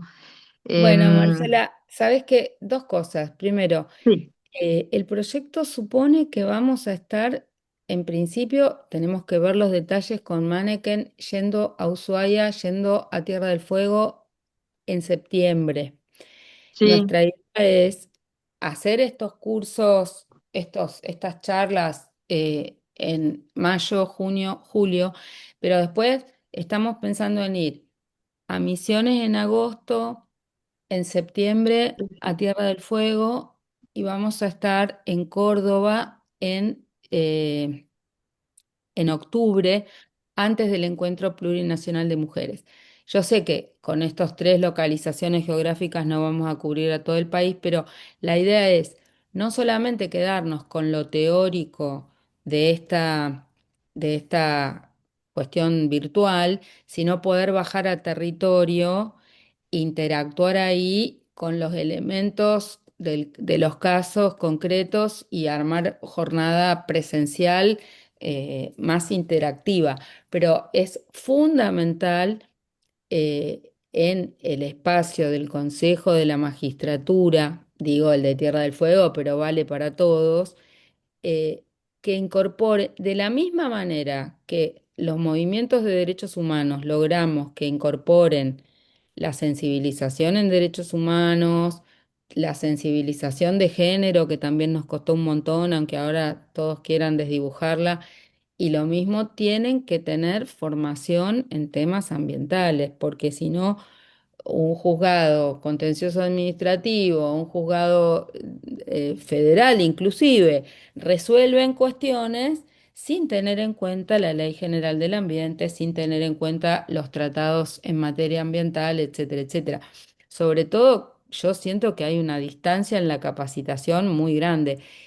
Por un lado, distancia en la capacitación y por el otro lado, intereses en juego.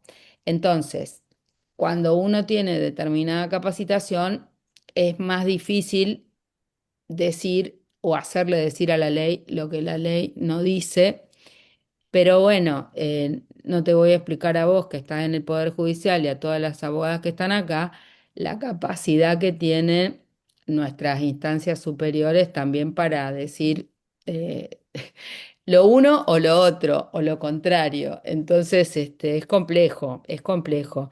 Nosotras acabamos de escribir y presentamos en la Feria del Libro eh, un, un material importante que es la Corte Suprema que queremos, redactado por la red de profesoras de la Facultad de Derecho de la UBA. Y bueno, yo le dedico mi capítulo a hablar de la Corte ecofeminista, o sea, cómo nos gustaría que fuera la Corte ecofeminista con críticas concretas a la actual Corte Suprema de Justicia de la Nación, ¿no? Pero es motivo de otros capítulos, les podemos poner la data por escrito. Nos quedan 20 minutos y me gustaría que los aproveche Mariana para poder cerrar su charla de hoy.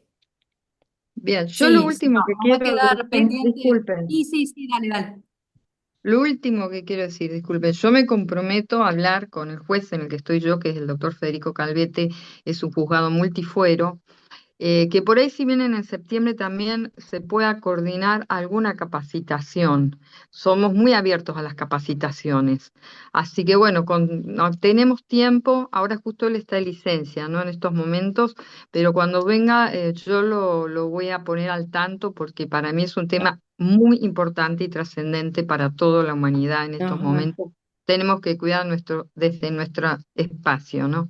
Bueno, eso es todo. Muchas gracias. nos va a encantar, Marcela. Lo vamos a articular con la Fundación Manneken y vos sabés que yo concursé para jueza del Superior Tribunal de Tierra del Fuego y cuando nombraron a otra persona, lo que les dije es, igual invítenme para dar capacitaciones en el Superior Tribunal o en el Consejo de la Magistratura, porque yo creo que es clave y muchos fallos podrían ser diferentes. Así que te tomamos la palabra y vamos a organizar. Muchas gracias. Y además muchas gracias por tomarte el tiempo y el trabajo de compartir con nosotras. Por eso es tan diverso el diálogo, ¿no? Somos tan diversas las que estamos acá presentes. Mariana.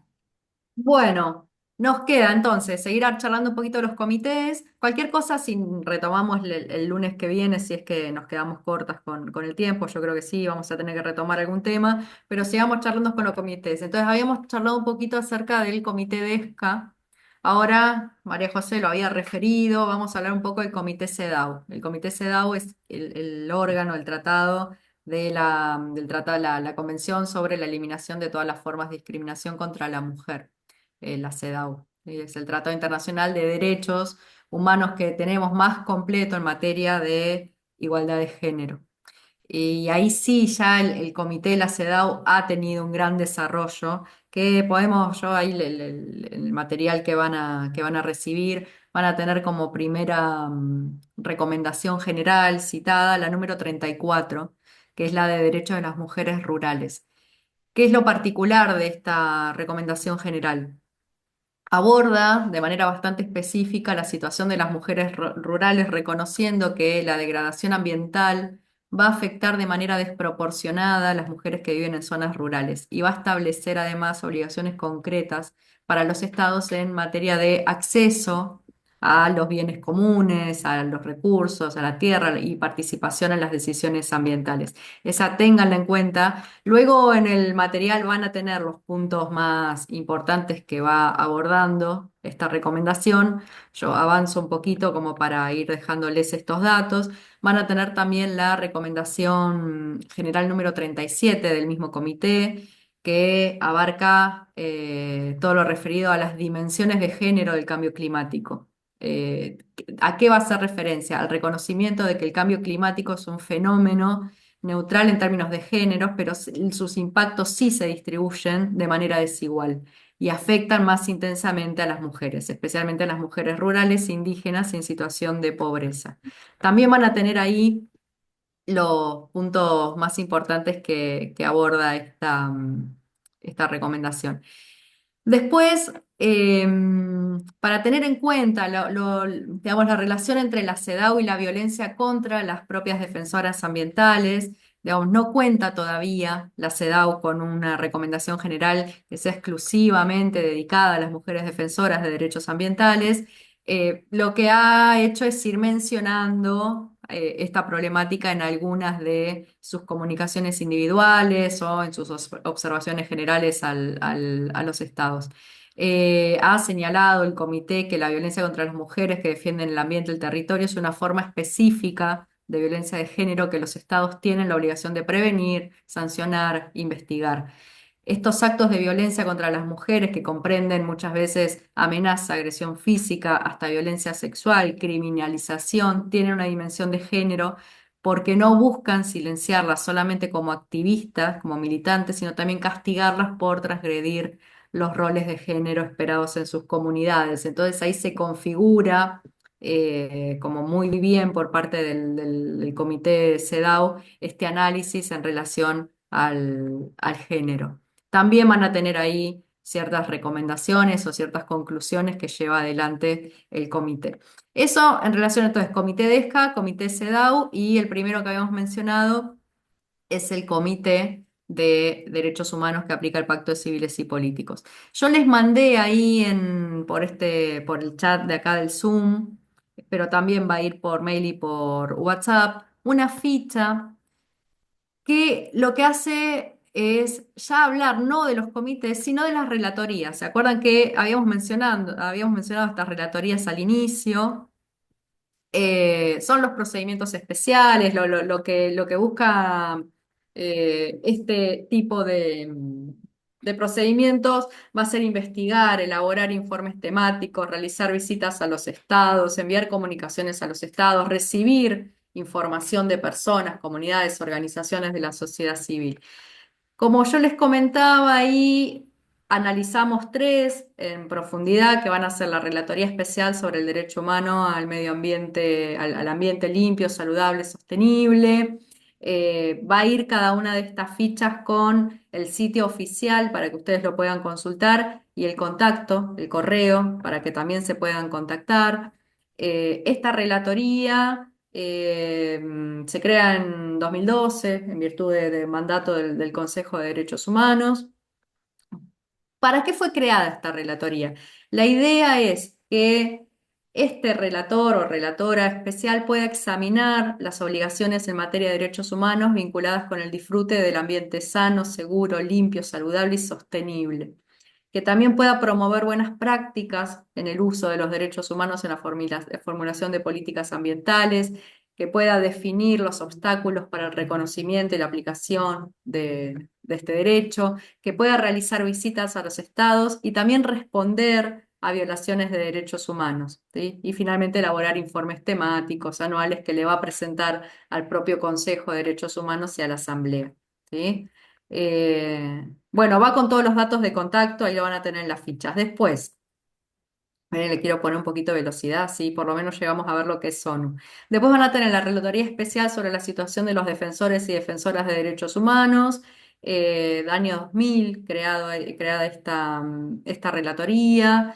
¿Qué es lo que busca? ¿Qué es lo que va a tratar de, pero para qué fue creada? ¿Cuál es el mandato de esta relatoría? Promover la aplicación efectiva de la Declaración de ONU. Contamos con una declaración sobre defensoras de derechos humanos. Estudiar tendencias, evolución en relación con el ejercicio del derecho a defender derechos, recomendar estrategias eficaces para proteger mejor a los defensores y defensoras, que son quienes llevan adelante entonces la representación y defensa de los derechos humanos, recabar, recibir, examinar información sobre la situación de los defensores y defensoras, realizar, digamos, informes estadísticos, integrar la perspectiva de género en toda su labor, prestando especial atención a la situación de las defensoras de derechos, trabajar en coordinación con otros procedimientos especiales, informar periódicamente al Consejo de la Asamblea General como cualquiera de las relatorías, ¿sí? ¿Qué temas trabaja? La amenaza, el hostigamiento, las intimidaciones y asesinatos de defensoras y defensores, la criminalización de la defensa de los derechos, el uso del sistema penal para silenciar a quienes defienden derechos, la situación específica de las mujeres defensoras, formas agravadas de violencia bajo esta visión o dimensión de género. Eh, Se va a ocupar también de las defensoras ambientales y territoriales, quienes defienden la tierra, el agua, el bosque, los bienes comunes. Suelen ser el grupo con mayor índice de asesinatos entre los defensores de derechos humanos, como también un dato para tomar dimensión. Los defensores también indígenas, la intersección que tenemos entre la identidad indígena, la defensa del territorio, el género y finalmente va a realizar contribuciones al cambio climático y a la transición justa. Eh, También van, en estas fichas que yo les digo, que ya se los mandé por acá, van a tener todos los datos de contacto. Y después lo que tenemos es la Relatoría Especial sobre los derechos de los pueblos indígenas. 2001 fue creada, fíjense que también más o menos contemporánea. ¿Para qué se la crea? ¿Cuál es su mandato? Promover esas buenas prácticas, leyes, programas para aplicar criterios internacionales relativos a la protección de los derechos de los pueblos indígenas, formular recomendaciones, propuestas, presentar informes y abordar casos específicos de violaciones de los derechos de los pueblos indígenas. Con lo cual, yo les diría que en materia de relatorías, tenemos estas herramientas como para tener un contacto fluido y poder enviar a la relatoría posibles denuncias por violación de derechos, tanto sea pueblos originarios, de defensoras ambientales o de afectaciones al medio ambiente. Tienen un formulario tipo en la página. Ahí en esos links que van en el documento, ustedes van a acceder al formulario mediante el cual van a poder llenar con los datos la problemática, bueno, la identificación de las víctimas, cuál es el problema en relación al tratado que se trate, como para empezar a tener ese diálogo fluido entonces con los relatores. Eh, no sé si María José querés decir unas palabras finales, pues ya estamos sobre la hora. Me No, queda a todo lo mí lo que me gustaría es concretar con las tutoras y contigo que se va a mandar un material escrito de lo que fue la charla de hoy, más allá del video que ahora vamos a descargar y también lo vamos a subir a YouTube. Y por supuesto, me parece muy importante que miren estos anexos que va a mandar Mariana con estos links y sería fantástico más allá de si ustedes contestan el Google Form, o sea, estas charlas están hechas para el uso personal de cada una de ustedes, o sea, cada uno lo aprovechará en lo que le sirva. Entonces, no es una exigencia académica que les estamos poniendo, sino que yo creo que es fantástico que contesten el Google Form de las preguntas iniciales, pero además que miren entrando a la página web de la Oficina del Alto Comisionado de Derechos Humanos que miren los órganos de tratado, que vean las recomendaciones a la Argentina o al país de que se trate. Y sobre todo, si quieren, si pueden, que miren y se animen a llenar uno de estos formularios de los relatores, elijan el relator que mejor les acomode. Puede ser el relator o la relatora de Derecho al Ambiente, puede ser la Relatoría de Pueblos Indígenas, puede ser la de Defensa de Defensores. Y, y piensen en el caso que ustedes defienden, en la situación en la que están batallando, de tratar de elaborar o de redactar, si le tuvieran que mandar esa denuncia, esa nota al relator o la relatora del tema de que se trate, si se animan a borronearlo. No tiene demasiadas formalidades, no necesita un abogado para hacerlo, es poner en palabras la situación que ustedes denuncian, tal vez poner pruebas. Pruebas es, no sé, las eh, links a artículos de prensa o links a investigaciones o informes, pero a mí me parece que es interesante que lo puedan ver en movimiento. Tal vez no lo hagan de acá para el lunes que viene, tal vez lo guarden y lo hagan en otro momento cuando les acomode, pero me parece que el ejercicio centralmente tiene que ver con esto, ¿no? Que lo que vayamos viendo en las charlas, en los diálogos, sea ameno y que les sirva para cosas concretas que ustedes estén viendo en su contexto y en su realidad. Así que no sé si alguien más quiere aportar algún ejemplo, alguna... No, algo administrativo, Majo. Hay Perfecto. muchos correos que vinieron rebotados y que ahí necesitamos que vuelvan a mandar un correo o digan no me llegó, así las podemos registrar, porque hay mucho rebote y entiendo que es porque han tipeado de forma rápida y se pierde ahí un poco. Todo este material lo vamos a estar subiendo por esta vía, por el correo, así que quédense tranquilas que lo van a tener todo, solo eso. Es Profe, decir, si una alguna no le llegó, si alguna no le llegó por mail la convocatoria o la información, por favor, les pedimos que lo actualice.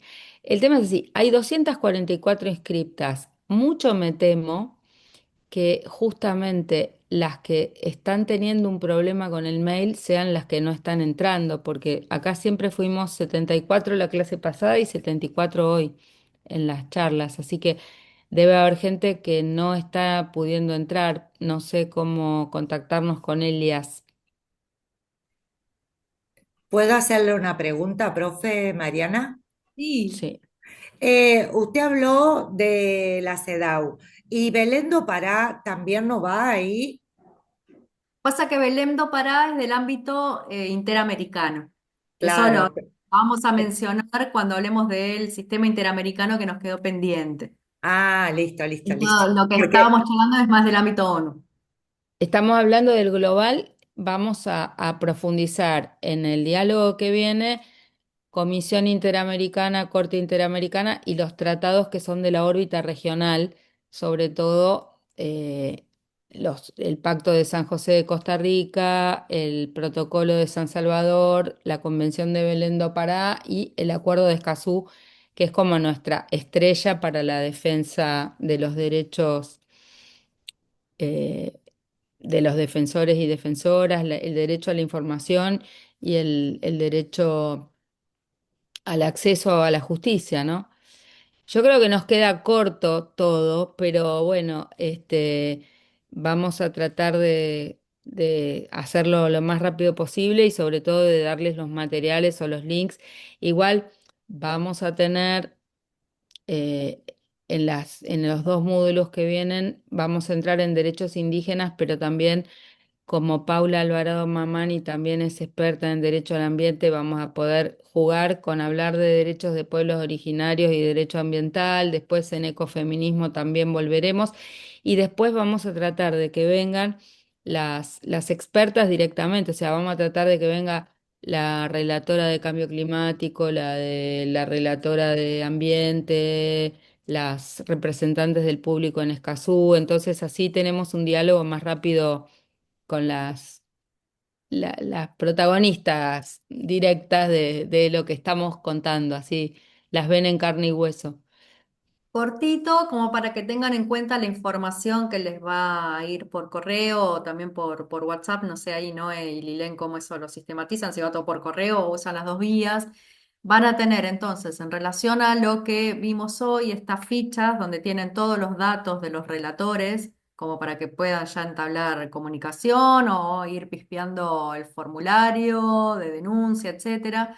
No llegamos a ver sistema interamericano, lo vemos la clase que viene. Van a tener también el formulario de denuncia ante el sistema interamericano para que también se vayan familiarizando. Y como también hablamos de los comités, les va a ir también un formulario de denuncia de ejemplo ante el comité CEDAW, como para que sepan cómo se estructura ante un comité de ONU, en este caso el CEDAW. Pero van a contar entonces hoy mismo con esos formularios y el material de lectura para todo lo que vamos a abordar hoy el lunes. Disculpen. Cierra ahora a las 9 en Tiene puntos. Las un invito pedido de a palabra de Alicia preparar. Calendino. No Alicia. llegamos, no vamos a llegar con el cierre, así que las invito para que no cierre de manera intempestiva Ok, el pero le Zoom. dejamos a Alicia, Si entonces que pueden, cierre si Alicia pueden prender Calendino. las cámaras para sacar una Alicia foto. Calendino Sí, levantó la ahí voy. mano. Bueno, sí, más o menos contestaron, pero bueno, la dejo para la próxima. Si no, la inquietud o la respuesta. Estamos ante una inminente audiencia pública el día 22 de mayo por el gasoducto Tratayén San Antonio Oeste. Y lo que pregunto es si esos formularios servirían en caso de que nos dejen pasar, por empezar, ya estamos inscriptas, pero al momento de hablar nos pasa en las audiencias públicas que hemos tenido con respecto a todo el tema de Vaca Muerta, que la gente de la UOCRA no nos deja hablar, no nos escucha. Empiezan con tambores, con griteríos y no se puede en realidad hablar porque no se puede escuchar. Y cuando le pedimos a quien preside a la audiencia pública, o sea, que debiera ser justamente una asamblea en la cual todos nos escuchemos y nos podamos expresar. Quien preside es la Secretaría de Ambiente de la provincia y dice que no puede hacer nada.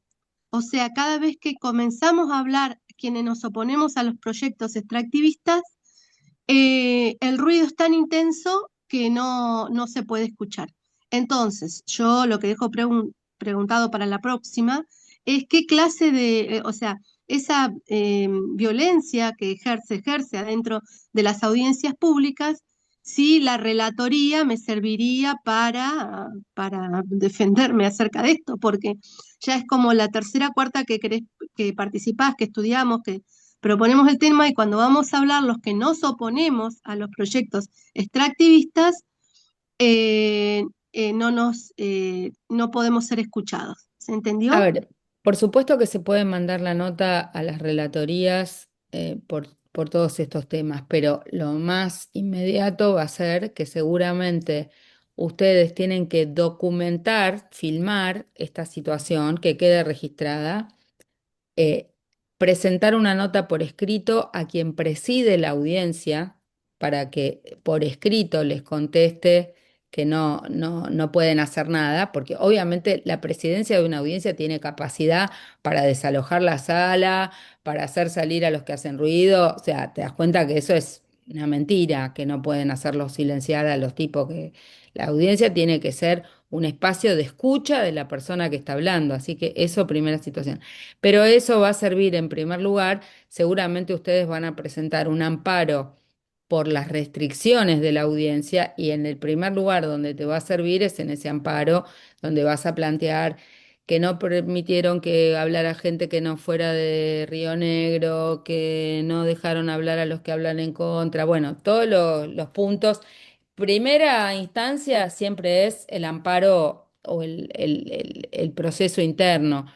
en la relatoría uno puede mm, relatar esto para que lo tengan en cuenta en el informe país o lo podés poner en un contrainforme diciendo que hubo restricciones a la participación ciudadana en las audiencias de glaciares, en la audiencia del Golfo San Matías. O sea, uno puede poner estas cosas, pero no es tanto un mecanismo que te resuelva de inmediato el problema que estás teniendo. El problema que estás teniendo es mandar una nota al presidente de la Asamblea para que resguarde el silencio en el momento en que hablan las personas que tienen el uso de la palabra. Puede desalojar la sala, llamar a la policía, hacer salir a la gente. Tiene millones de recursos quien preside una audiencia para hacer escuchar al resto. Bueno, chicas, está en el horario de protección a la víctima del ambiente contaminado y a las víctimas de la defensa del ambiente. Así que nos despedimos y nos vamos a cenar, que nos lo merecemos, un rato de autocuidado. Hasta la próxima, nos vemos. Chao, Nos hasta el vemos el lunes. lunes que Chau, viene. chau. Hasta Chao. el lunes. Chao, hasta el lunes, Ah, gracias. no sé Buena si sacaron semana, las gracias a fotos. todas. Chau, chau, Buena Sacaron las chau. semana. fotos. Hasta la próxima. Prendan sus cámaras para las fotos que sacan Lilén, que si no están bellas en el final de las fotos. Así nos vemos las caritas, aunque sea un momento. Chau, chau, chau. Ahora sí, Chao, adiós. Hasta chao. pronto.